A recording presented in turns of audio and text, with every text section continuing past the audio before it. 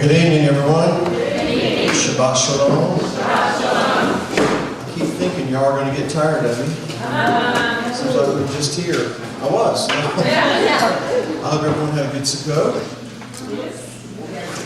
Don't all get enthused all at the same time. Feast of Tabernacles. Were you wet? Because we were. Oh, yes. We got.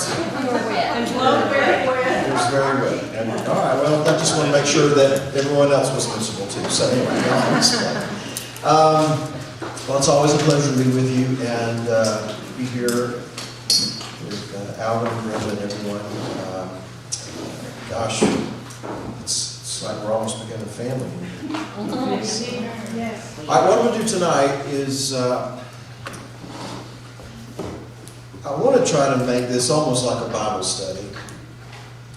And that I just don't want to, spend the whole time just, teaching at you.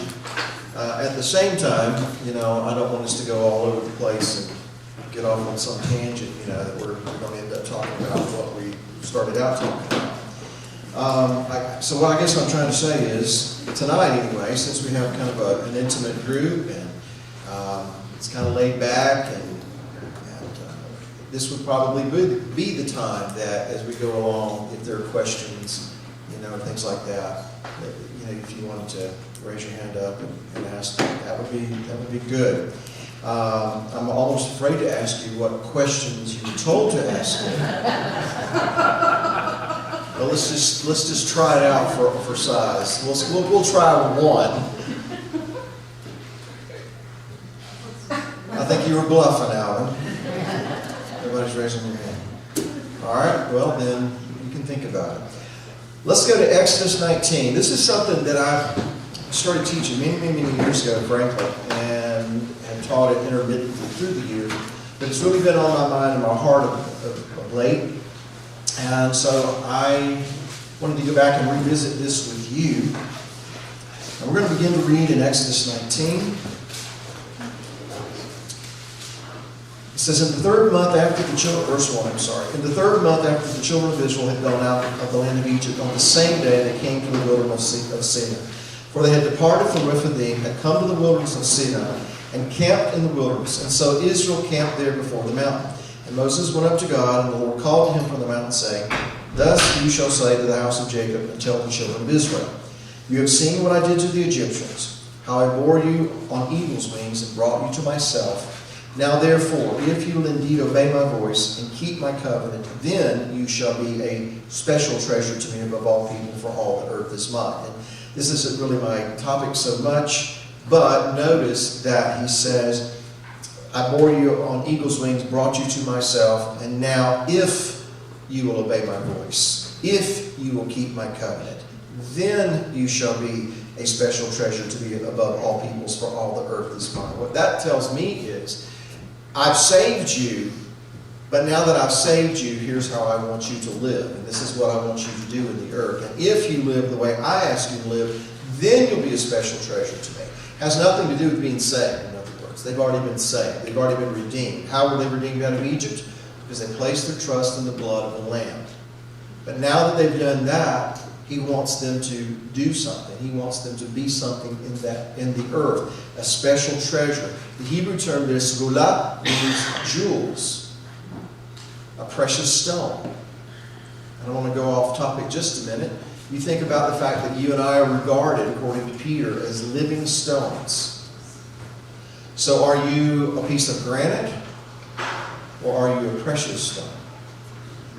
Because it was precious stones that the high priest wore on the breastplate that he kept upon his heart. And here's what I understand, and I confirmed this with a geologist. That when stones and rocks are formed, it's through heat and pressure.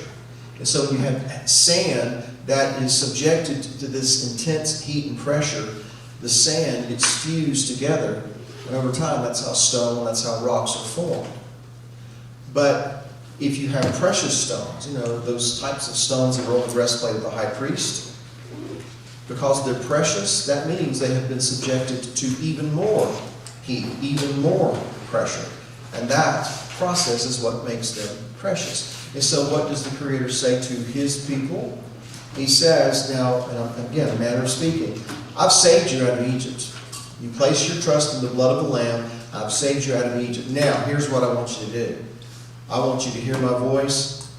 I want you to keep my covenant. And if you do that, you will be precious stones, so to speak. You will be my special treasure. You'll be like that breastplate that the high priest wears upon his heart. Because our heavenly high priest, guess what he wears on his heart? That same emblem, so to speak, because what's on his heart? His people. And we are to be regarded as these precious stones or special treasure. I would add to that, God's people are called special not because they're special, but because they're called to do something special. And what is that? Hear my voice, keep my covenant. Reading between the lines, what is that to say? That because those people that out there in the darkness need to see a light. They need to see an example. They need to see people who are in covenant with God so that they will be provoked to want to come into covenant with God. Because we are here to proclaim the praises of Him who has what? Called us out of darkness into His marvelous light. And not to pat ourselves on the back and say how lucky we are, but by proclaiming the praises of Him who's done that for us, provoking others to want the same thing, so that they too can become the special treasure. All right, he goes on and he says, and you shall be to me a kingdom of priests, a holy nation. These are the words which you shall speak to the children of Israel. So Moses came and called the elders of the people, and they laid before them all these words which the Lord commanded them. Then all the people answered together and said, all that the Lord has spoken we will do. And so Moses brought back the words of the people to the Lord. Now I'm going to skip down. He tells them he's going to come down on top of the mountain. And he tells Moses to tell the people, make sure that they don't come near the mountain, to touch the mountain, lest they die, etc.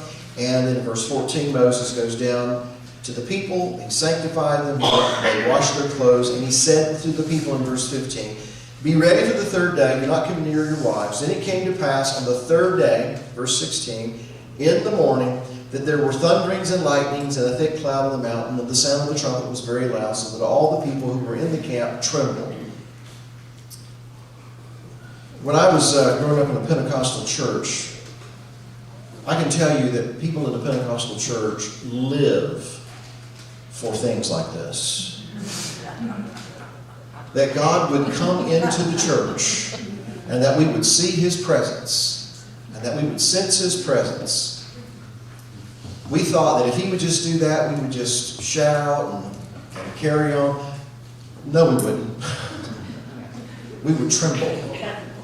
We'd be on our face.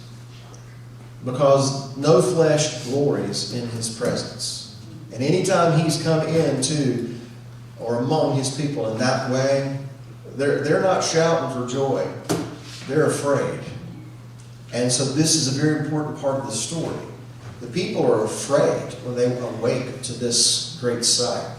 Moses brought the people out of the camp to meet with God, and they stood at the foot of the mountain. Now Mount Sinai was completely in smoke, because the Lord descended upon it in fire. Its smoke ascended like the smoke of a furnace, and the whole mountain quaked greatly.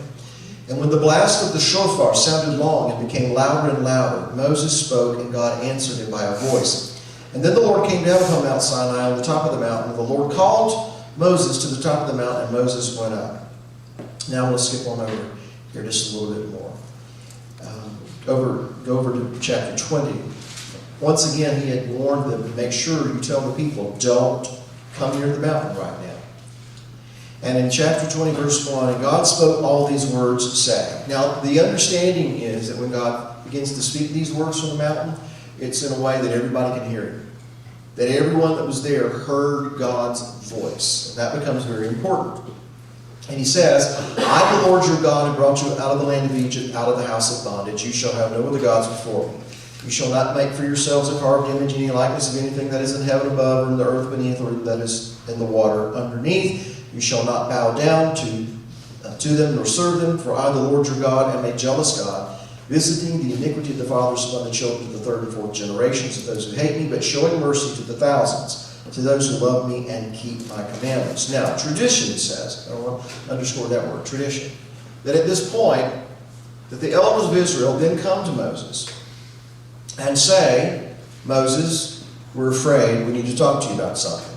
As a matter of fact, verse 18 of chapter 20, it says, Now all the people witnessed the thunderings, the lightning flashes, the sound of the trumpet, the mountain smoking. And when the people saw, they trembled and stood far off.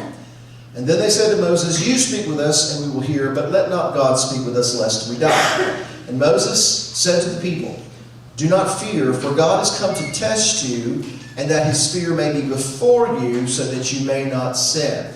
And so what can we deduce from that?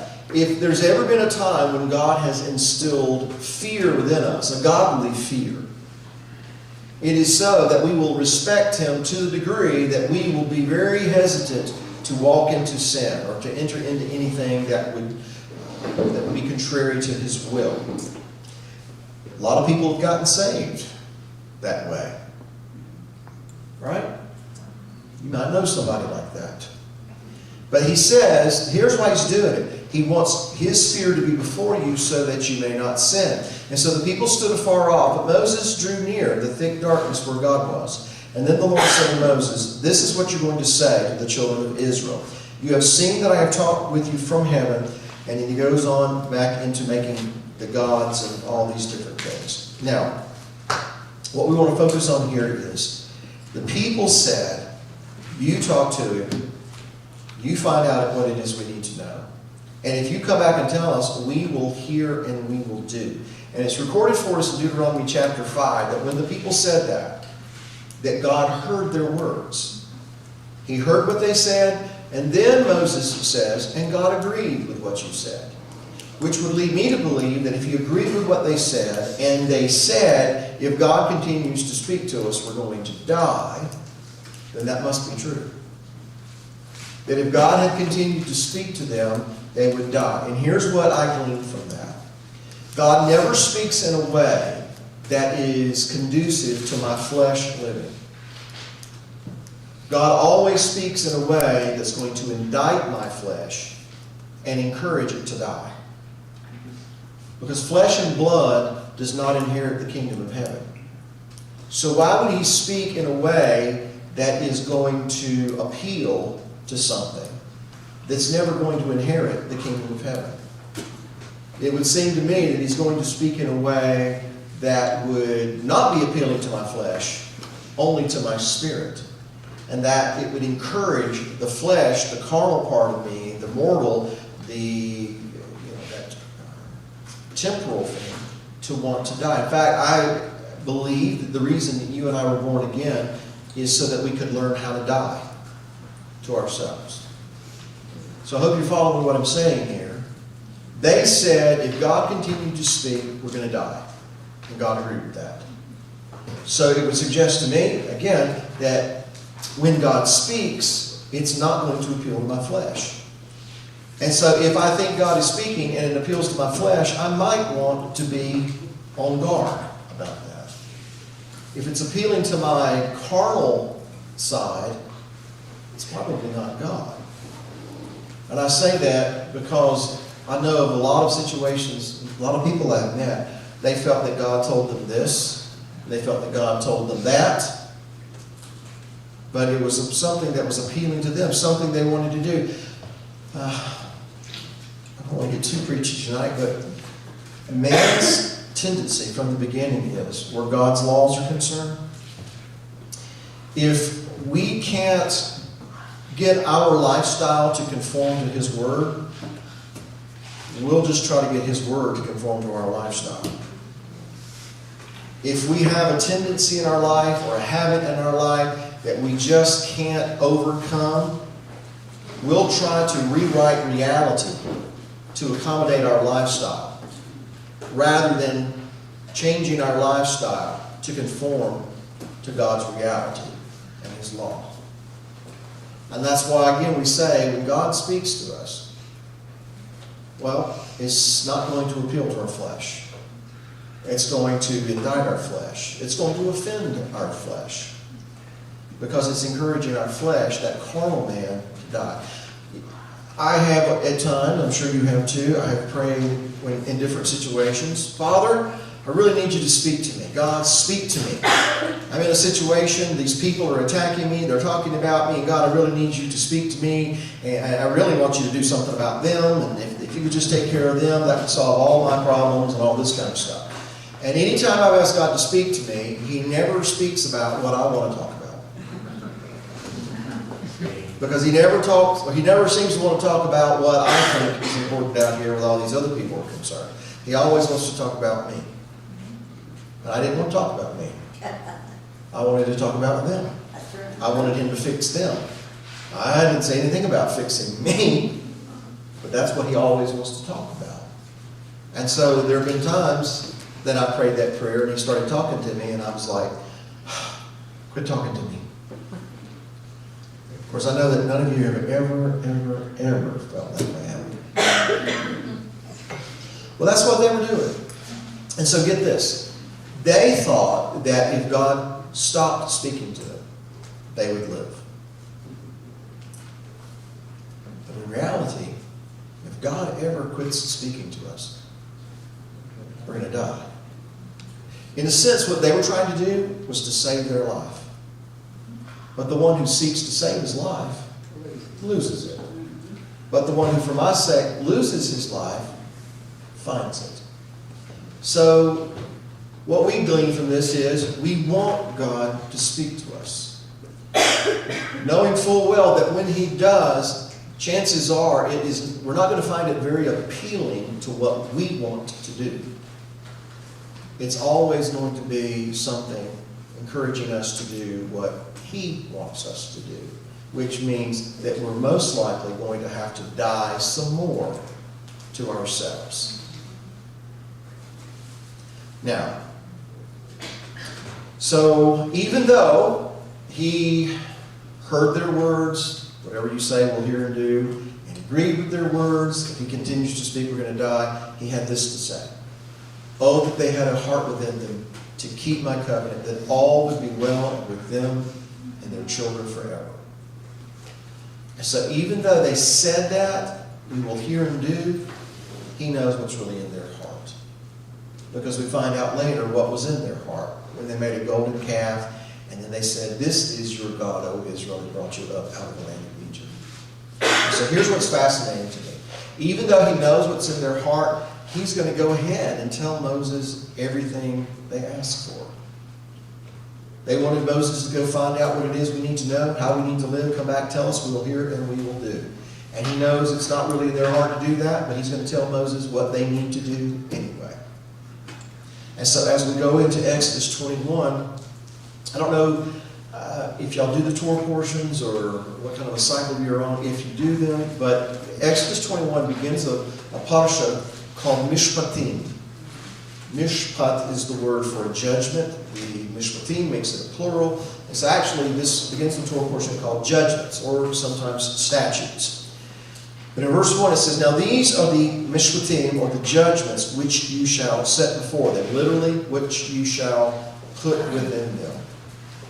These are things that are to be internalized, which is a hint right there. He's going to tell them things that they need to internalize.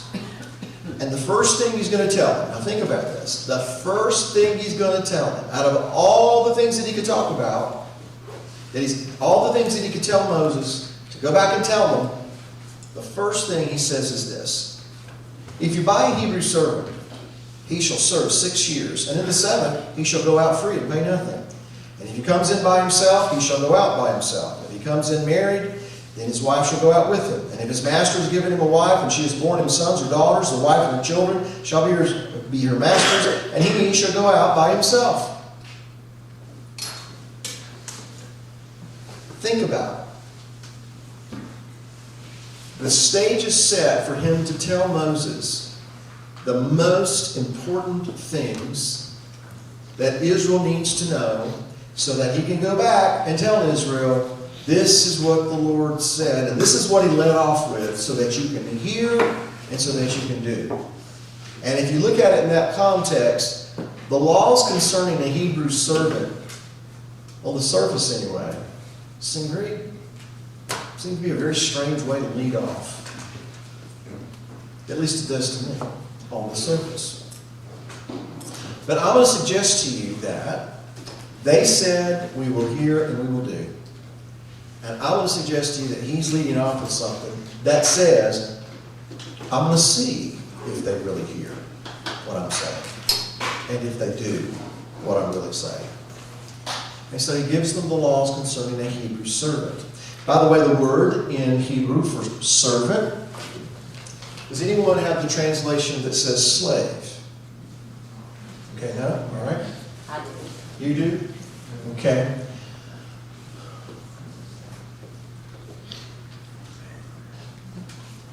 This is the word here. Reading from right to left, Ayin, Bet, Dalet. The root term is pronounced avad. And avad is a word, we may have shared this before, I don't recall. It means to work. It means to work. This is the word, by the way, that is used in Genesis chapter 2 when man is placed in the Garden of Eden and God tells him to tend and keep it. The word tend or till is the word avad, and it means to work. Well, this is the same root word that gives us the word for servant, or some translations render it slave. And in Exodus 21, it's pronounced eved. Eved. And really means bondservant. You ever read when Paul says bondservant of the Lord, bondservant of the Messiah? All right? So he's talking about a bondservant. By the way, he's not talking about a hireling here. He's talking about a servant, a bondservant. Another little interesting tidbit, if I put the hey on the end of that word there, it would be this word, avodah. And avodah means service. And it's particularly related to the temple service. The priests entered into the avodah, the temple service. But all these terms are related. But back to the bondservant. He is an eved. He is a bondservant. And so it gives all these different particulars. He's going to serve you 6 years. That's how long you can have this servant. In the 7th, he's going to go out free. And then it stipulates that if he comes in by himself, he goes out by himself. Even if, during his tenure as a servant, his master gives him a wife and they have children.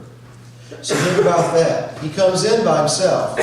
And while he's serving his master, he gets married and now he's got little kids. And so in the 7th year, when he is eligible to go his own way, he's got to make a decision. Now, if he did come in with a wife and children, he leaves with a wife and children. But anything his master's given him, if he walks away from his master, he walks away from everything his master has given him. So it goes on and stipulates all these things. But in verse 5 it says this, but if the servant plainly says, I love my master, my wife, and my children, I will not go out free, then his master shall bring him to the judges. He shall also bring him to the door or to the doorpost, and his master shall pierce his ear with an awl, and he shall serve him how long? Forever. All right, so let's break this down. So let's say that he's come in, and he came in by himself, and while he was serving his master, he had a wife, he had children, and now it's the 7th year. He can go his own way. He can do his own thing. It's going to cost him if he has to leave behind a wife and children. But what's really important here is what the servant who decides to say says. I love my master. I love my wife and children. I will not go free. I will not go my own way. Now, I want to write what he says in Hebrew for you.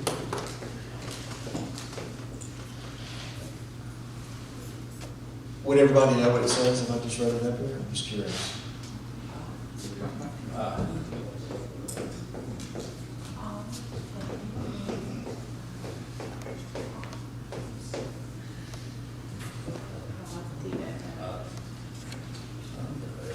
Okay, let me give you this word.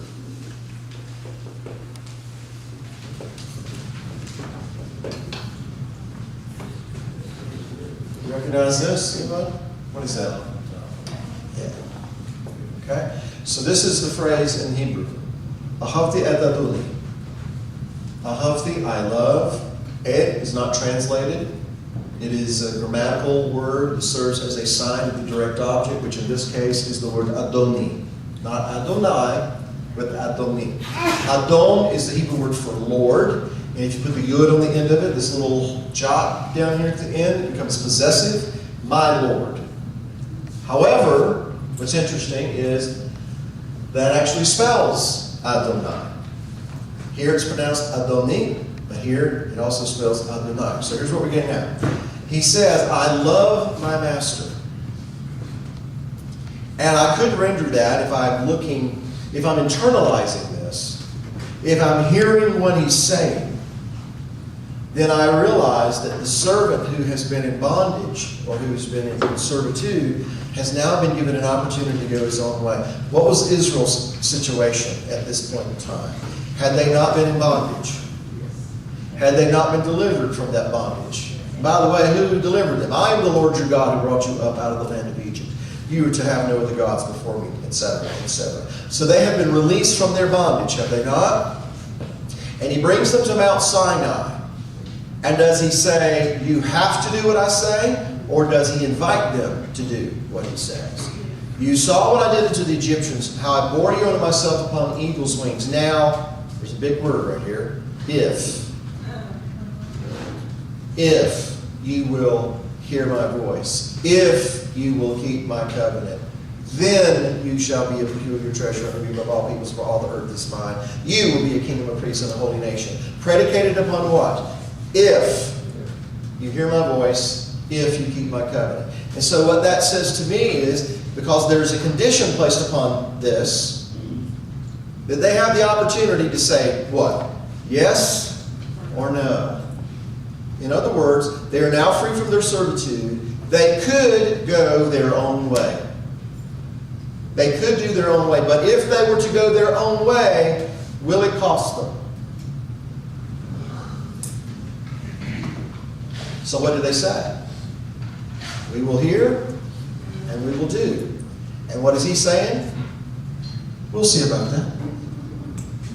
And so this bondservant, this Eved, after he's free from his servitude, has the opportunity to go his own way. But what keeps him in his master's house? Fear or love?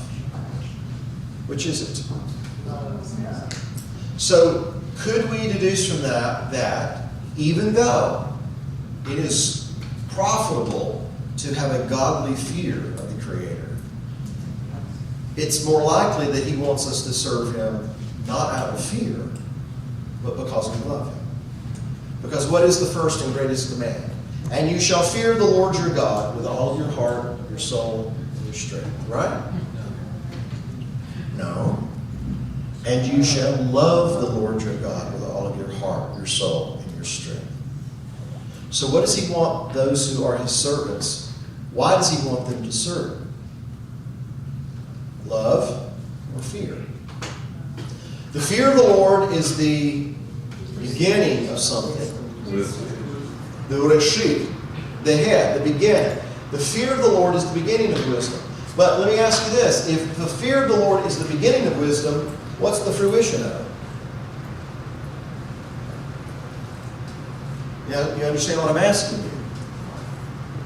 If the fear of the Lord is the beginning of wisdom, then it must mean that the intention is for it to grow and to mature and to come to the fruition, not necessarily based out of fear, but out of, what would you think? Love. Once again, love the Lord your God with all your heart, soul, and strength. And please don't read into this that I'm saying that we shouldn't fear God. No, our God is a consuming fire. Since we are being given a kingdom that cannot be shaken, we should serve him acceptably and with godly fear, for our God is a consuming fire. But then right after that, the writer of Hebrews says this, and let brotherly love continue. So, fear of God is good, but loving God is what he's looking for. And all of us as parents or even grandparents understand this concept. We want our children to respect us because I grew up in the day, and I'm sure most of you did too. At least if you grew up in the South. You didn't say, yeah. You didn't say, nah. What did you say? Yes, ma'am. No, ma'am. Yes, sir. No, sir. I mean, I can remember a few times that I failed to do that, and I could feel the hot breath from my dad's, nose and his nostrils over here. So we want our children to respect us, but what do we want that goes hand in glove with that? To love us. We want them to obey us because they love us. And by the way, why are we telling them do this and don't do that? And why do we want to protect them? Because we love them. And so everything comes back to that. And I know that you know this, but we're going to talk about it anyway. All right, so if the servant plainly says, I love my master, my wife, and my children, I will not go free. If we hear what he's saying in this, then he's not just talking about the laws of a bondservant in the day-to-day routine of the Israeli family. What is he really trying to get across here?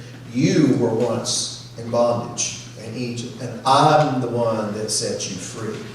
And you can go your own way. You can do your own thing, but it's going to cost you. Because there's a way that seems right unto man, and the end thereof are the ways of death. So if you really want to live, then you really want to be my bondservant. But you need to do it not because you're afraid of me, not because you're afraid that I'll track you down and hurt you if you don't. You want to do it because you love me, because that's how I feel about you. So then his master, verse 6, shall bring him to the judges. And some translations will render that God, because the term there is Elohim. And so, depending on the context, it's been translated as judges, it's been translated as God. But the idea here is if you bring him before the judges, the elders, it's as if he's being presented before God, because he's doing this in front of witnesses. And what is he going to do? He shall bring him to the door or to the doorpost, the mezuzah, and his master shall pierce his ear with an awl, and he shall serve him forever. And so the picture is this. If that servant has plainly said, his own volition, look, I don't want to go over I don't want to go do my own thing. I want to live in your house. Okay, well, if you do that, it's a lifelong commitment. If we could use this word, it's a covenantal relationship. And so how does he profess this? He's brought before the elders. He's brought before the judges. He makes a public proclamation that I, of my own free will, am choosing to join myself to my master's house. Not for another 6 years, but for the rest of my life. So he brings him to the door.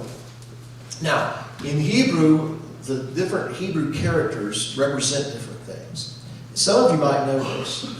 There is a Hebrew letter that represents a door. You know what it is? Dalet. Very good. So we're going to write a Dalet here. Dalet is the door. And by the way, it looks very similar to that word right there. Or that letter right there. Resh. We'll come back to that in just a minute. So Dalet is a door. Now, in terms of us and our relationship with our master, our father, we understand, don't we, that we have to go through the door. Right? Because who is the door? He's the door of the sheepfold, but he's the door that we have to go through, because no man comes into the Father except by me. Right? So he's the door. Now, this door that we want to go into, just like the servant here, he wants to go into his master's house. We want to come into our master's house. And there is a Hebrew letter that represents a house. Do you know what that one is? Bet. Very good. So we're going to write a bet here, because we read Hebrew from right to left. So there's the door to the house. But we want to go into a specific house. The house of our Father, right? We want to come into our Father's house. And there is a letter in Hebrew that represents the Father. Aleph. Very good. And so, just count this letter here. When we take the door that leads to the house of our Father, the end result is this word here. Not dove, but it's pronounced dove. Dove. And here's what it means. Abundance. Because someone came that we may have life and have it in abundance. Who is that? The door. And if we go through him, we go into the house of our Father. Now in Exodus 21, what would happen is this servant, after making this public proclamation, he is then taken to the door of his master's house, and his ear is laid up against the threshold of the door.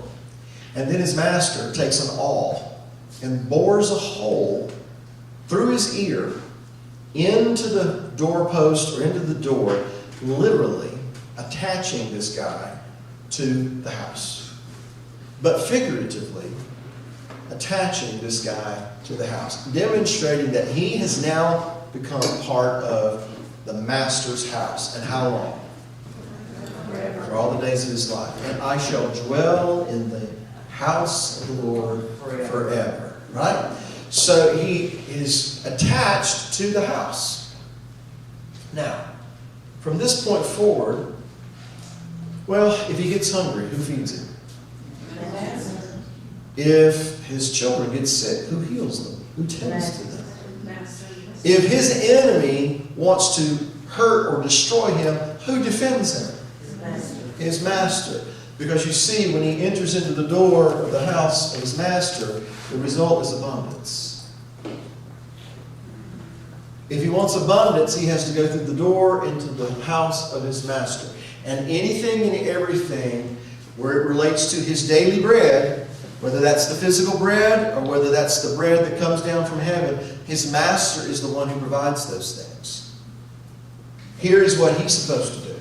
He goes into his master's house and he says, Master, whatever you say, I will hear and I will do. That's the, if I could use the word, it may not be the right one, cost. But there is a cost in following the Messiah. He said, in fact, count the costs. And what is the cost? Everything. What did he tell Abram? Leave your country, leave your family, leave your father's house. What did it cost Abram? Everything. Yeshua says, if you're going to follow me, take up your cross and follow me. And what does that cross represent? Dying to everything. Coming to the place in our lives when you say, not my will, but your will be done. Which is the same as saying, whatever you say, I will hear and I will do. But the payoff is abundance. Now, what if the servant were to go in and say, I'm really glad to be here. I am so excited to be here. And I can't wait to serve you. But I think you should know, I don't do dishes. I don't wash windows, right? Because I think that washing windows and dishes should be for those other people that serve you. The ones that look a little different. The ones that are, they pray this way.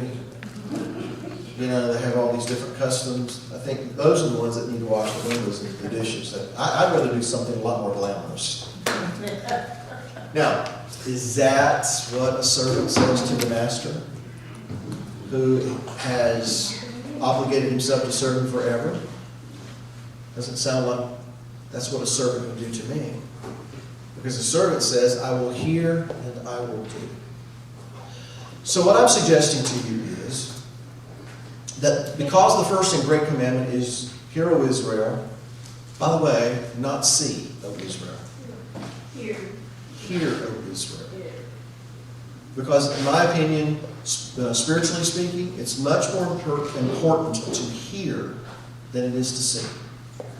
Ask Samson. Because really, if you think about it, Samson had to be blinded before he could see. And the reason he came to see is because I think when he was on that millstone going round and round and round and round, he began to think. And as he began to think, he began to hear. So spiritually speaking, it's more important to hear than it is to see. How many times did Yeshua say, to he who hath an eye, let him see? How many? Not one. But on multiple occasions, what does he say? He that has an ear, let him hear. Because we understand that in our hearing or in our ear is the center of balance. We can't walk upright. We can't walk straight if our ear has become infected. And so I think the Creator designed it that way to teach us something. That we have to hear what the Spirit is saying. We have to be able to hear what He's saying. We have to be able to internalize and process and, yes, even analyze what He's saying. Because He was telling Israel, if you have a Hebrew servant, he serves you 6 years, etc., etc., etc. And you know what a lot of people 3,500 years ago heard? Well, when I buy a Hebrew servant, then I got to remember to let him go in the 7th year. And did all of them hear what God was trying to say to them through the laws of the bondservant? Even though they said, we will hear and we will do. So it's very, very important that we are able to hear what He says. And not just the letters and the words on the page, but to hear what the Spirit is saying to us through those words. It's not about just going through a Bible lesson. It's not just about reading through the Bible in a year so that we can put a star on our little, achievement chart. Just say, look what I've done. No, it's hearing what He's saying in these things. I could extrapolate that out to include everything that's going on in the world today. Whether it's amnesty or the Affordable Care Act or Russia invading Ukraine or another intifada, or just on and on and on and on and on. What is God saying through those things? And are we hearing what He's saying through those things? Here's what some people do. They focus on all of those things. They focus on same-sex marriage. Yes, troubling, I agree. But they'll focus on something like that. Or they'll focus on abortion, which is murder. No doubt about it. They'll focus on what is Obamacare for everybody in the future. They'll focus on granting amnesty to illegal immigrants and on and on and on. They'll focus on those things and get so focused on them that they can't hear what God is saying through them. Because at the end of the day, I don't think He's necessarily, or at the very least exclusively, speaking to all those people out there as much as He's speaking to us in here. And are we hearing what He's saying? We say we do, but are we? Because that's exactly, I think, what's going on here with Israel. So now, the master takes an awl and bores a hole through the guy's ear, attaching him literally and figuratively to the door of this house, and so symbolizing that this servant of his own free will has now become part of my house for the rest of his days. And I'm going to suggest that boring a hole through his ear was to make a statement. Will his ear be opened to hear what I say? Because Israel said, we will hear and we will do. And once again, he was, in my view, saying, will you? Really? Are you going to pay attention? And so he bores a hole through his ear in an act symbolically to say, you need to open your ear to hear what I'm saying. Now, go with me to Psalm 40.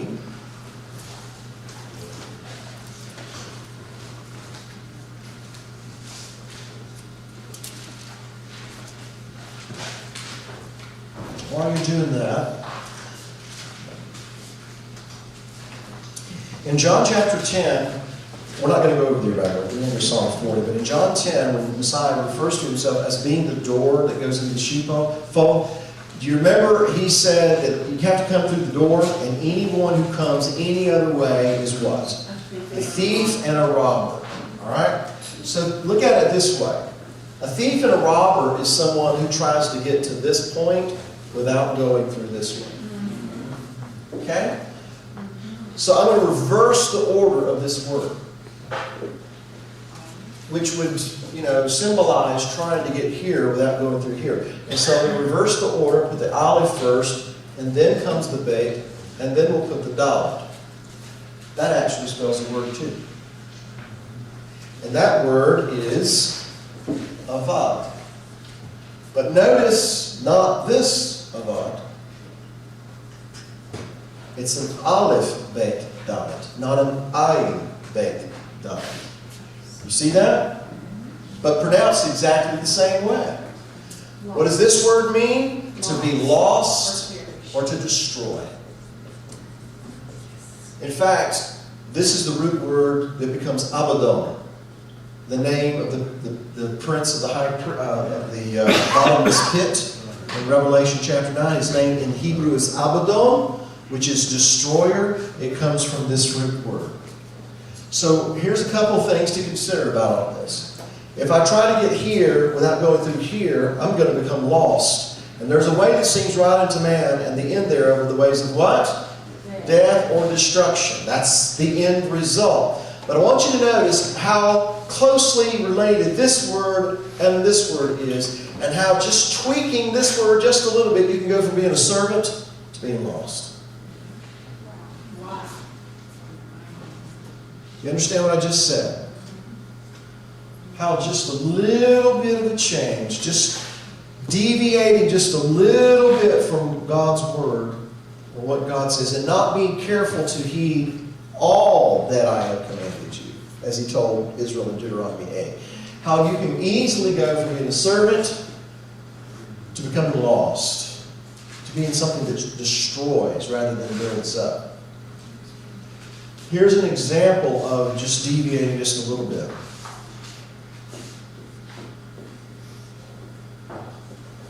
Does anybody recognize that word? Aleph Het Dalet. Echad. Echad, and it means the Lord is Echad. The Lord is one.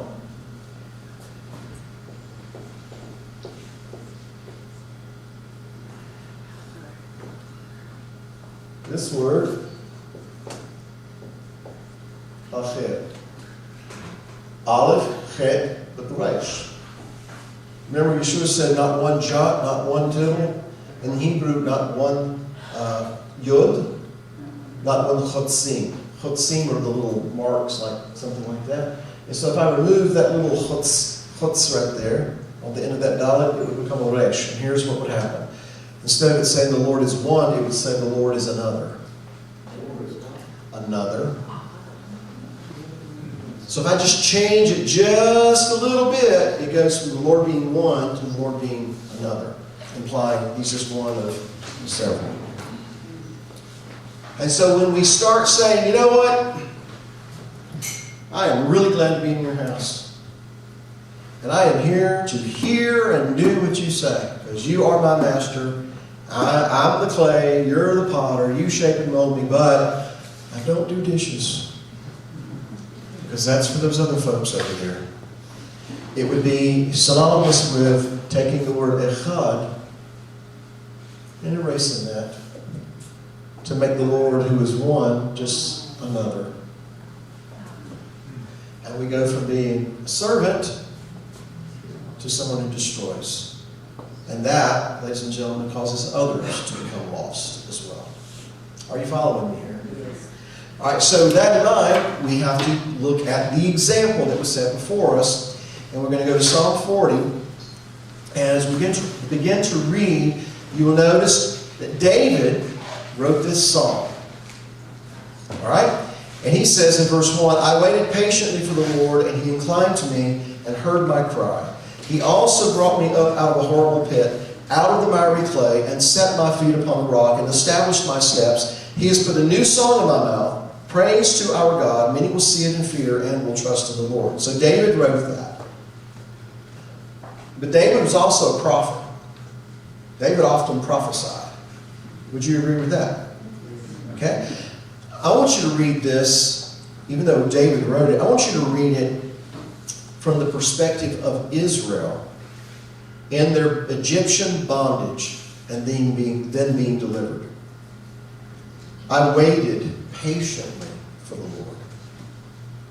Because when they were in Egypt in bondage, what were they anticipating? What were they longing for? Freedom. To be liberated.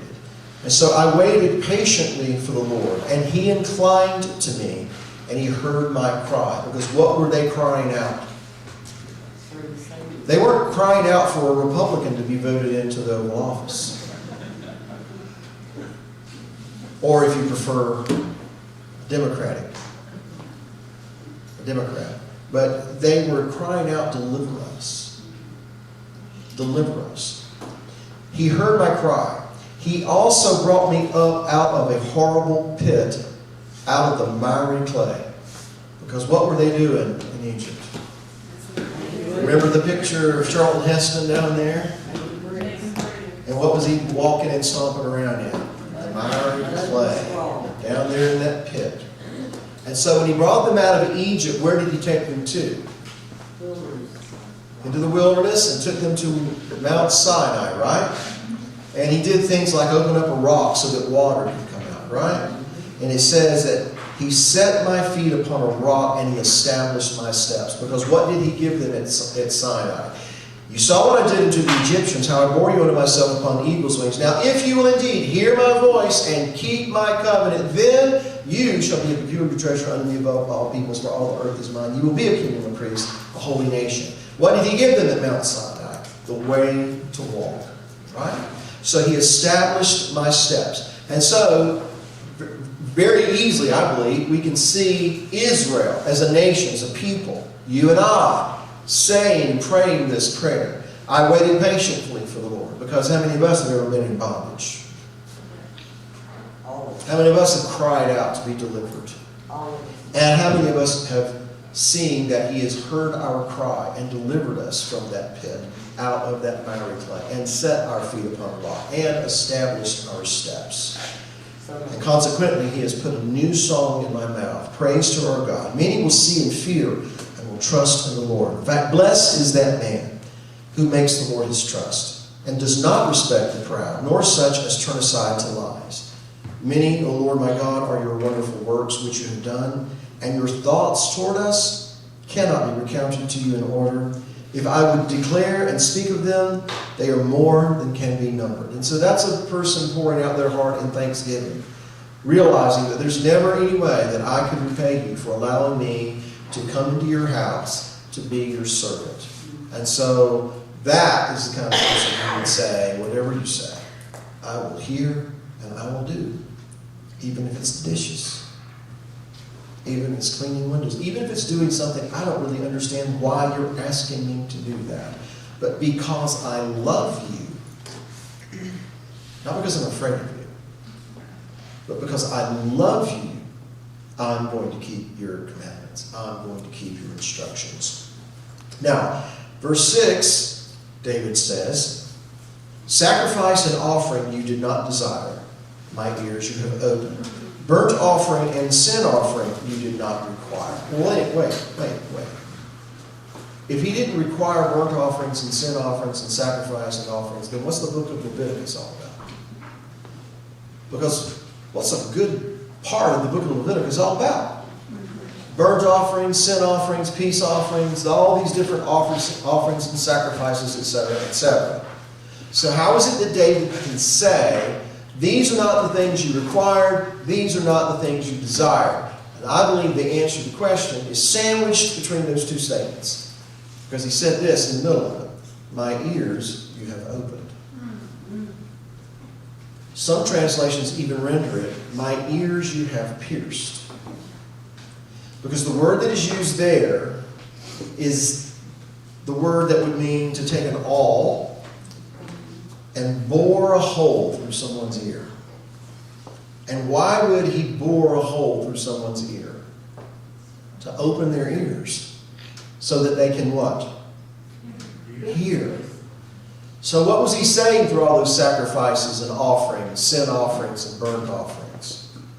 If David is saying he didn't require those, doesn't desire those, then why did he tell us to do those? Because all of those sacrifices and offerings and sin offerings and peace offerings and burnt offerings and all these different things were to teach us something.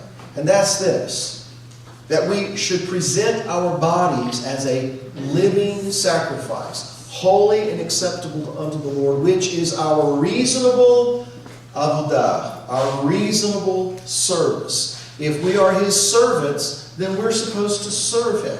How do we serve him? Halfway or all the way? Do we love the Lord our God with some of our heart, some of our soul, some of our strength? Or are we to love him with all our heart, all our soul, all our strength? Are we to follow Messiah halfway up the hill with our cross? Or all the way? Because that's what the servant does where the master is concerned. So in my view, what David was saying here is, I read all that about the sacrifices and the offerings and the burnt offerings and the sin offerings and the peace offerings and all those kinds of things, and I understand what you're saying. I understand what you're saying. You don't need all those sacrifices and offerings. You own the cattle on 1,000 hills. You don't need my cow. You don't need my sheep, my goat. That's not what you're looking for here. You've opened my ears. I understand what you're saying. You want me to be that living sacrifice. Those sacrifices were emblematic of me placing myself upon that altar to say, whatever you say, I will hear, I will do. Because it's no longer me living, but you living in me and through me. That's what you're looking for. And not because I'm afraid you're going to zap me with a lightning bolt if I don't. But because I love you. That's why I want to do it. And that's what you're looking for. I hear it. I got it. I understand what you're saying. My ears you have pierced. My ears you have opened. You are looking for people who, because they love you, want to come and be part of your house, not 6 years, but every day of their life. So my ears you have opened. Now it goes on, it says this, verse 8. Or excuse me, verse 7. Then I said, behold, I come. In the scroll of the book it is written of me. I delight to do your will, O my God, and your law, your Torah, is where? Within my heart. Now, it says in verse 7, David says that the scroll of the book is written of me. Could David say that everything of this book was about him? Is David what this book's about? No. Who is this book about? The Messiah. So who's really saying, behold, I come, in the scroll of the book, it is written of me? The only one who could say that, right? So it's not David so much saying this as it is the son of David saying this. The Messiah saying this. Behold, in the scroll of the book it is written of me. And if that's true, then it's also true that he's the one who says, I delight to do your will, O my God, and your law is within my heart. Your Torah is within my heart. Well, if he's the Word from the beginning, it would only make sense that the Word would be in his heart. Because when Messiah walked the earth, what did he do? Only what the Father told him to do. What did he say? Only what the Father told him to say. So what is Messiah and his ministry demonstrating to you and me? This is what the Father is looking for. Someone who will say only what the Father gives him to say. Someone who will do only what the Father tells him to do. Why? Because the Father is the Master. And what am I supposed to be? The bondservant. Whatever you say, I will hear, I will do. If Yeshua, through David, is the one who says, behold, I come, in the scroll of the book it is written of me, I delight to do your will, O my God, and your laws within my heart, then I'm going to recommend to you that he's also the one through David who says, sacrifice and offering you did not desire. My ears you have opened. Burnt offering and sin offering you did not require. In other words, through David, Messiah is saying, my ears have been opened too. Did Yeshua have to be baptized of John? No. He said he did. Jesus He said he did. That's right. Why? That all righteousness can be fulfilled. That's right. Right? Because what was Yeshua just demonstrating to the world? Here's Bill's, translation of what Messiah came to do as it relates to me as an individual. He came to identify with everything I have to deal with. Because if he's God, God can do whatever he wants. God's not going to give in to this and he's not going to give in to that. God's God. But if he takes on the form of flesh and submits himself to that and walks through life and has to deal with everything that I'm going to have to deal with and still doesn't give in to temptation and sin, what is he demonstrating? That if I'm in covenant with God, and if I listen, and if I hear and obey, I too, because he's overcome the world, I can overcome the world. Now I realize that we've all sinned. We've all come short of the glory of God. I understand that. But that accentuates what Messiah was doing. Because if we have been born again of that incorruptible seed, well, that incorruptible seed now resides within me, which makes it possible. He empowers me, he enables me to become what? The children of God, to be conformed to the image of the Son of God. So he's coming and showing that he did it. Why? So that we can. I've overcome the world. Why? So that you can overcome the world. And so if he came as a bondservant, what am I supposed to be? And what is my creed? I will hear and I will do. All right? Whatever you say, that's what I'll say. Whatever you tell me to do, that's what I'm going to do. And so, I should say, verse 8, I delight to do your will, O my God, and your law, your Torah, is within my heart. Which, by the way, if it was in the heart of the Messiah, then it would only make sense that it should be in our heart as well. In fact, we're told that one day that he will write his law where? In our hearts. That he will remove the heart of stone and will replace it with the heart of flesh. He'll put his spirit within us and cause us to walk in his statutes and his judgments and do them. Why? Because it's in our heart. And if you love me, keep my commandments. So Messiah came as a bondservant because he's the prototype for what you and I are supposed to be. Whatever he is, that's what we're supposed to be. He is the good seed in Mark 4 because he's the Word of God that is sown in the parable of the sower. But that same good seed is sown in Matthew 13 in the parable of the wheat and the tares, and the wheat are the sons of the kingdom, according to what Messiah said. So if he's the good seed, I'm supposed to be the good seed. He's the seed of Abraham in Galatians 3. But those who are in him, in verse 29, are also regarded as being the seed of Abraham and heirs according to the promise. He's the seed of the woman in Genesis chapter 3. But if we are in him, those that keep the commandments of God and have the testimony of Yeshua the Messiah are regarded as being the remnant of her seed, in Revelation 12, verse 17. He is the Son of God. But to as many as received him, to them he gave the power, that is the right, the ability to become what? The sons of God. We're the sons of the kingdom. So everything he is, that's what you and I are supposed to be. Not because of our abilities, not because of our strength, not because of might or by power, but it's because he has already accomplished these things. And we are in him. He's the head of the body, and everything that's in the head filters down through the body, permeates the body. All right, I hope I'm not rambling here, but the point is, he came as a bondservant. So what should I be? A bondservant. He says in verse 9, I proclaim the good news of righteousness in the great assembly. Indeed, I do not restrain my lips. O Lord, you yourself know. I have not hidden your righteousness within my heart. I have declared your faithfulness and your salvation. I have not concealed your loving kindness and your truth from the great assembly. And he goes on from there. But the point is I want you to see Psalm 40. David wrote it, but it's not about David. It's the Messiah, the Son of David, speaking through David. And what we glean from this is he is the one of whom everything is written of, and he is the one who says, my ears you have opened. He's the one who prayed, not my will, but your will be done. Why? Because he says, I delight to do your will, O my God. And so the servant who does what his master tells him begrudgingly, and who is mumbling all the time about what a tyrant he is that really a servant? No. All right, now, go with me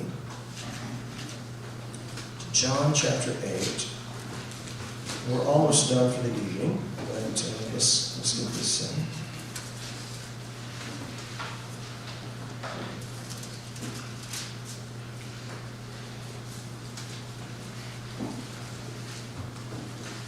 John 8, beginning at verse 30. As he spoke these words, many believed in him. And then Yeshua said to those Jews who believed him. Now, I want you to let that sink in for just a minute, because as we're going to continue to read here, you're going to see something very odd develop. He speaks to those who believed him, not to those who didn't believe him. If you abide in my word, you are my disciples indeed, and you shall know the truth, and the truth shall make you free. Now, if you have to abide in his word to be his disciple, what about those that don't?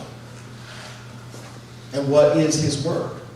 Well, in the beginning was the Word. And the Word was with God, and the Word was God. Right? So where was the Word? In the beginning. The Word became flesh and dwelt among us. So we understand that Messiah is the physical manifestation of the Word of God. Agree? 2 of you did. Very good. All right. I'll hear more. Do we believe that he is the physical manifestation, for lack of better terminology, of the Word of God? Yes. So then, when he says, if you love me, keep my commandments, he's talking about all of them, right? Because he's the Word. So we have to abide in his Word in order to truly be considered his disciples. And how much of that Word are we to abide in? All of it. Because whatever he says, we will hear and we will do. All right, let me, kind of draw this extreme scenario. If he told you, I should put somebody on the spot, but I won't. If he were to tell you, Brenda, that I want you to go to Walmart, and I want you to buy a purple hula hoop, and I want you to come here in front of everybody, and I want you to swirl around your leg 7 times clockwise, and then hop on your other leg, would you do it? You don't have to answer. Now, the religious part of us would say, yes, I would. If the Lord told me to do it, that's what I'd do. But the honest side of us would go, but I really want him to tell me what it's all about first. Why do you want me to do this? Or I'd say, God, is this really you? Lord, give me a sign that this is you. Because I don't want to do this. I'm going to look like an idiot if this isn't you. Right? All right, but let's just say that he actually spoke to somebody and said, this is what I want you to do. And you can have to answer for yourself whether or not you do it. But if you did, would you need an explanation first of why you want me to do this? Now, again, I realize that's an extreme example. The point is this. If he tells us to do something, if he's the master and we're the servant, are we going to do it? Are we going to need an explanation and an understanding of what this is all about before we do it? Or are we going to say, I'll do it because you said to do it, even when I don't understand it? And I'm bringing this out because, well, he's already told us what to do. It's just that man's nature is to find loopholes and find ways to skirt around what he told us to do, because some of those things we don't want to do. We want to have the Word conform to our and accommodate our lifestyle. Insert a pork chop into that. Rather than conforming our lifestyle to conform to his Word. All right, but now let's look at something else. If we're living in the days that we think we are, if we're living in very perilous times, as I believe we are, it's not far-fetched to think that we might find ourselves in a scenario and this still small voice speaks to us and says, go to that person right over there and say this, or don't go in that building. We had better be able to recognize his voice and respond to it. Because responding to his voice, hearing his voice, and being faithful to follow through with what he says to do or not do, ladies and gentlemen, can be the difference between life and death. It can be the difference between being in the wrong place at the wrong time or being in the right place at the right time. So it's really important that we kind of discipline ourselves and train ourselves to hear and do, but not just say that in a religious way, but to hear what you're saying, to discern and perceive and understand, not with just these appendages here, but with this right here. To hear what you're saying, to do what you're saying. Because sometimes, we may find ourselves in a scenario like that. That's not too far-fetched, ladies and gentlemen. Just to make that point, my understanding is there are dozens of people who had a still small voice speaking to them on the morning of 9/11/2001, telling them, don't go to work today. And who are alive today because they didn't go into work because their offices were in the World Trade Center. Oh my goodness. I never heard that before. Yeah. So we had need to recognize His voice. And when we hear His voice, to heed it. I will hear, I will do. Because remember, the elders of Israel thought that if God quit speaking to them, they would live. But they sought to save their lives. And what did we discover? They lost it. Because the one who seeks to save his life loses it. The one who for my sake lays his life down or loses his life finds it. So we can't just go through, oh yes, I want to hear and I want to do. They said that too. We truly need to hear what He's saying. So when He says to these who believe in Him, He said, if you abide in my word. That word abide doesn't mean jumping in, jumping out when it's convenient. It means staying there. It means living there. Which I would relate to the servant going into his master's house. To live, to dwell, to be there. And what is the servant learning the whole time he's in his master's house? He's learning the nature, the character, the attributes of his master. And the whole idea here, it would seem, is for some of that to rub off on the servant. So if you abide in my word, you are my disciples indeed. Because what were the disciples, or what is a disciple supposed to be? Someone who's learning from the teacher, the master, and internalizing all of these things to duplicate and replicate what they have learned from the master so that it can be propagated through the earth for other people to learn as well.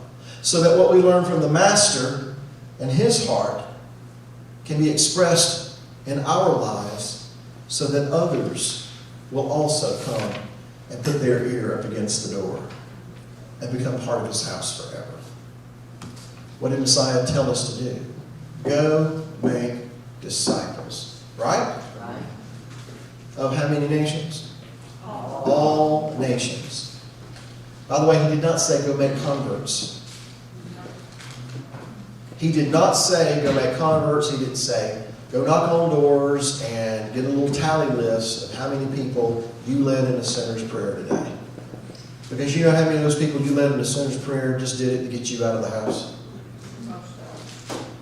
He didn't say do that. He said go make disciples. And if you're going to make disciples, that infers, ladies and gentlemen, you're going to spend some time in a relationship with those folks. Because that's what he did. All right. If you abide in my word, you are my disciples indeed. And you shall know the truth, and the truth shall make you free. What is the truth? Pilate asked. He is the truth, right? But it also says in Psalm 119, your Torah, your law, is truth. So you shall know the truth, and the truth shall make you free. Then they answered him, we are Abraham's descendants, and have never been in bondage to anyone. Now these are the ones that believe him. How can you say you will be made free? If we've never been in bondage, then who's going to free us? Why do you say that? That doesn't make any sense. And Yeshua answered them, most assuredly, I say to you, whoever commits a sin is a servant of sin. Paul talks about this extensively. You know this. So that person who sins is in bondage to sin, right? And if he's in bondage One day he's going to realize he wants something. He desires something. And what is that? Freedom. He wants to be liberated from his bondage. Whoever commits sin is a servant of sin. And the servant does not abide in the house forever. According to the laws of the bondservant, after 6 years, he's let go. After 6 years, he's free, and he is able, if he so wishes, to go his own way and do his own thing. But the servant who says plainly, Ahavti et Adonai, or if you'll allow me, Ahavti et Adonai, I love my God, I love my Lord, I don't want to go my own way. So Yeshua says this, a servant does not abide in the house forever. Yeah, again, 6 years. But a son abides forever. And so here's a hint, ladies and gentlemen, and this is what Bill believes. Yeshua is actually alluding to the laws of a bondservant when he makes this statement. Because a servant abides in the house only 6 years. But the servant who comes back to his master's house makes a public proclamation, I don't want to go my own way, takes his ear, puts it against the door, has it all bore his ear open. He goes into the house to serve his master. How long? Forever. But now, who's going to take care of him? Who's going to feed him? Who's going to defend him? In other words, that servant who has voluntarily joined himself to his master's house is going to enjoy all the benefits of a son. And so he is thus becoming what? A son. Because to as many as received him, to them he gave what? The power. That is the right, the ability to become what? The sons of God. When the prodigal goes his own way, he went to his father, Father, give me what I have coming to me. Father gives him what he has coming to him. In a tent. And he turns away from his father's house and he goes into a far country and he's living this riotous life and squanders his inheritance and he ends up feeding the pigs. Remember what he said? Even the servants at my father's house have better than this to eat. Here I am going to starve to death. So here's what I'm going to do. I'm going to go back to my father's house and I'm going to tell him, Father, I am not worthy to be called your son. Just make me as one of your servants. First of all, let's look at the heart of the son at this point. What is his heart? I just want to be your servant. And what does a servant do? Here I will do. What does his father say? You won't be my servant. You are my son. And so those who come to our Father with the heart of a servant are becoming what? His sons and his daughters.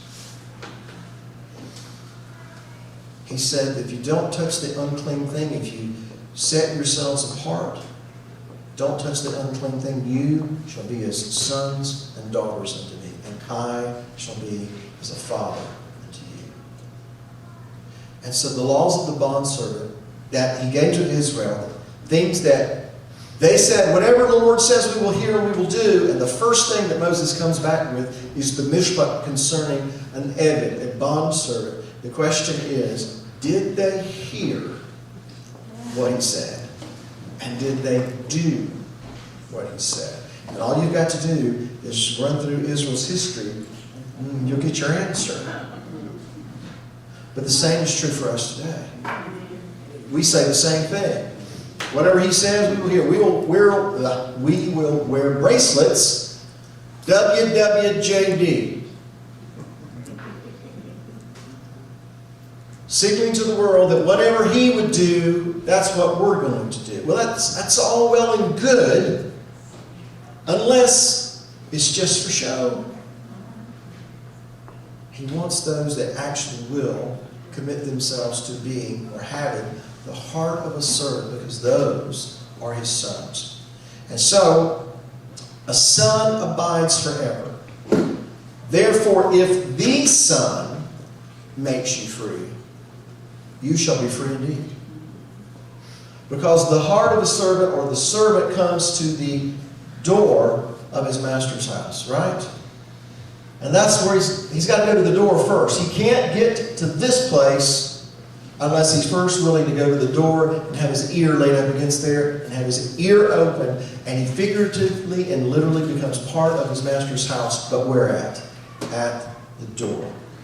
And so he says, a servant doesn't abide in the house forever, but a son abides forever. That would be me and you, those of us who plainly says, I love my master, etc.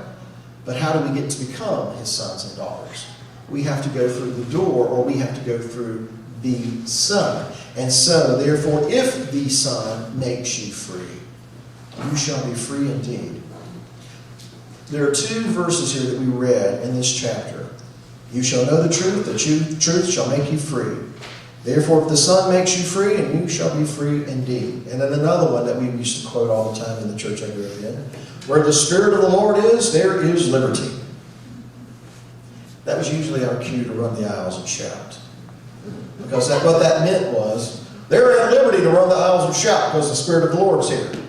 And the Son has made us free, so we're free to speak in tongues and slap one another on the forehead and everybody be stacked up around the front aisle like cordwood. You know, that's what that usually meant.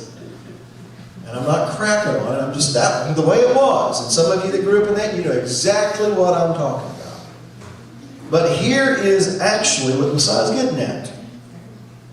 If he's alluding to the laws of the bondservant, and I'm convinced he is, then what he's saying is, if you want to be free, you have to be willing to give up your freedom. You know, in America, we are so focused on being independent. Being independent. We have a document called the Declaration of Independence, and we pride ourselves on that.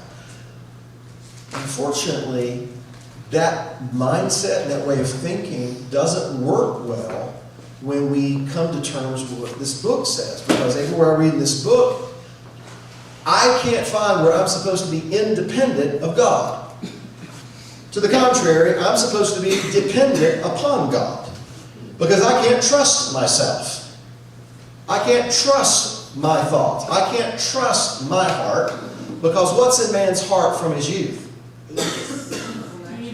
Evil, wickedness. So I can't go through life, if I'm going to be his servant and son, with the mindset of being independent.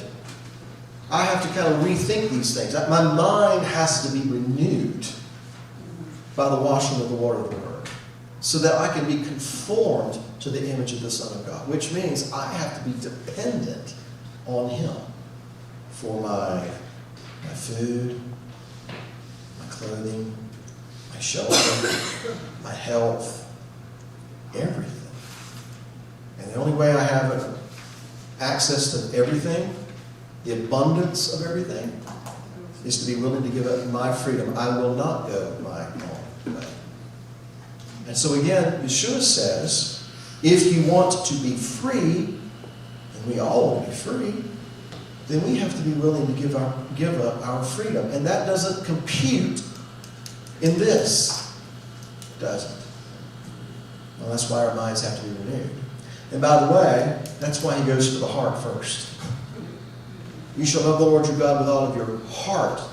He says that before mind or soul or strength. So again, I can't reiterate this enough. If you want to be free, we have to be willing to give up our freedom. To be willing to say, like the servant or the bondservant, I will not go my own way. Because there's a way that seems right to me, but the end thereof are the ways of death. And he goes on and he says this, I know that you are Abraham's descendants, but you seek to kill me, because my word has no place in you. Now remember, he was speaking to people who believed him. And yet he says, now you're seeking to kill me. Why? Because my word has no place in you. So could it be said that they were servants? We're seeing that these people, the ones that he addresses these kinds of statements to, would be the hirelings. And what do the hirelings do as soon as the wolves come out? They run. And what do they do with the sheep? Every man for himself, right? Well, what does the servant do? What does the shepherd do?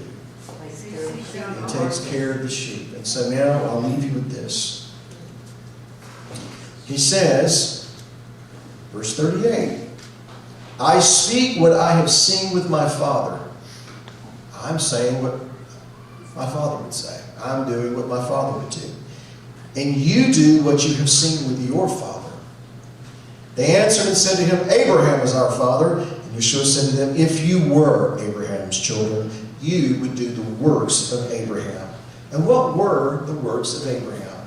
Well, first it started out this way. Leave your country, leave your family, leave your father's house. In other words, what? Everything. So what were the works of Abraham? Say no to yourself, deny yourself, and follow me. How far? All the way. And so these are things and concepts and precepts that I know that you know. But this is what's been on my heart of late, that in all the things that we can talk about, and I'm about to, perhaps, we'll see, about to become involved in a situation where I'm going to be talking about a lot of all this other stuff, that's going on all around us. But if I could figure out who the Antichrist is and when the tribulation begins, so what? So what? Is that going to see me through the tribulation? No, it's not. I might get a medal for a little while, but I'll soon forget about that as soon as all this stuff starts happening. So what are the things that I really need to value? What are the things that I really need to put value upon? What are the things that are going to see me through the things that are coming upon the earth?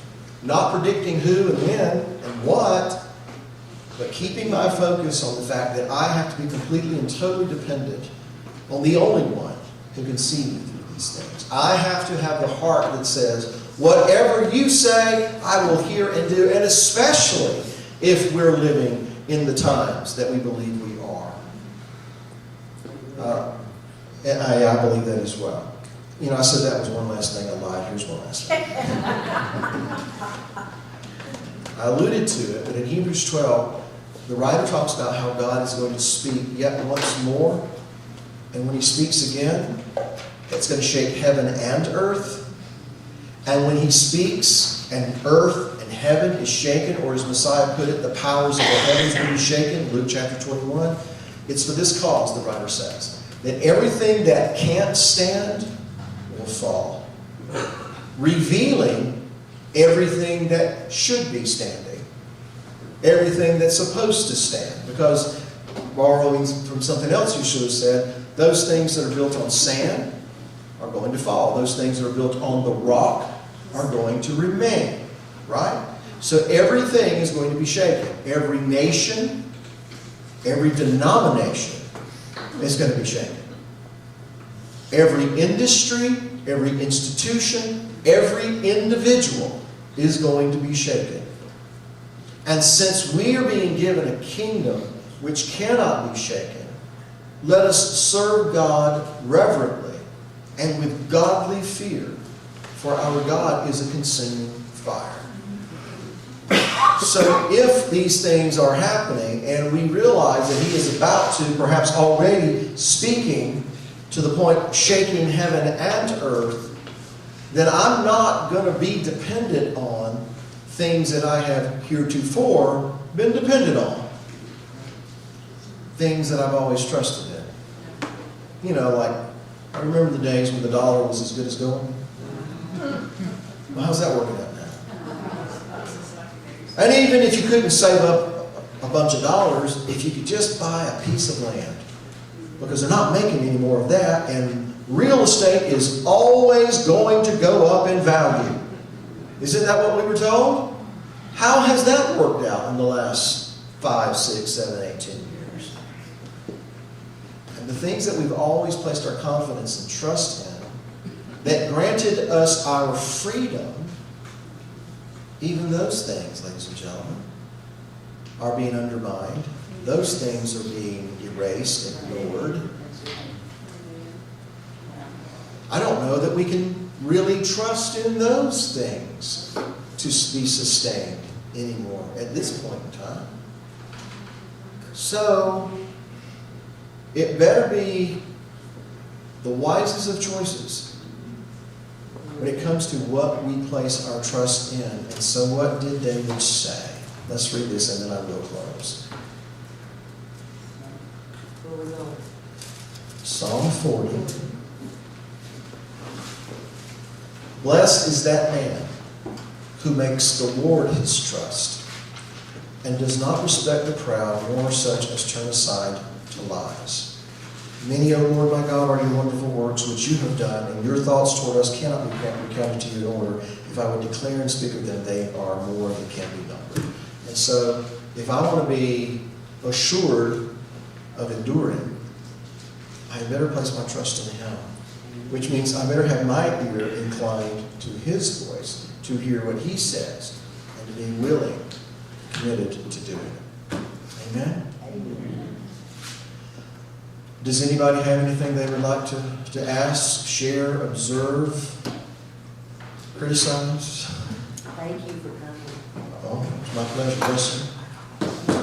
That doorway is very important, because you go to the doorway for that to be here, pierce the ear, even here, symbolic of the greater exodus, also the doorway, threshold blood. And once the Lamb, who is the doorway, you mix the blood and separate it. Well, everybody in the back, you can hear what he was saying, and I'll paraphrase it. The door is the critical issue. And there are people in all denominations and all religious sects who try to get to this God without going through Him, the door. And he said that anybody who tries to do that is a thief and a robber. And if they are a thief and a robber, they are following a thief and a robber. And we know who that thief and robber is, right? All right?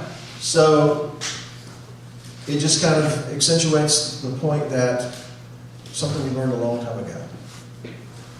This time. Right. Do you remember what it was? It was this. Jesus loves me, this I know, for the Bible tells me so. Little ones to Him belong. They are weak, but He is strong. Amen? Amen. God bless you. Shabbat shalom. Shabbat. Have a good evening, all right?